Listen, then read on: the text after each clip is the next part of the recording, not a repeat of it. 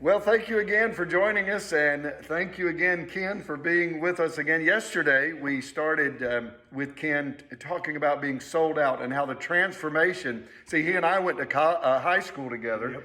and he definitely is not the same guy No. that I knew in high school. No. But let's continue and pick up where we started yesterday about your life and how through your journey, God never gave up on you. Yes. Well, for many years, as you'll remember, even in high school, I worked in radio. And early years, my job was to run the mixing console. And so I would be at the radio station on Sunday mornings when your dad would come and other people in our community that had Christian programs, singing and playing and sharing the gospel. And even though I wasn't tuned in like I should have been when we think about radio, God's word doesn't return void. It came in, it accomplishes what he sends it out to do. So there he was. And why did they give me the job running the Christian programming as an engineer? Because that's where God wanted me. God had your number. Oh, listen. And so during the week, we're playing some country music and some pop music and stuff. But on Sunday mornings, it was all gospel. And even though I wasn't a fan, if you will, of gospel at that time, something about the lyrics to those songs stayed with me. And God's word doesn't return void, whether you preach it in the pulpit, I share it on the sidewalk, or somebody sings it from the choir loft. His word does what he sends it out to do. And it did that in my heart.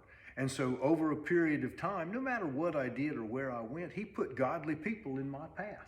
I can even look back to early years when people in my community, the neighbors would pick us kids up and take us to the circus tent. You remember that Christian ministry on the beach? Yeah. So we were always being introduced to the things of God, even though that wasn't our plan at the time.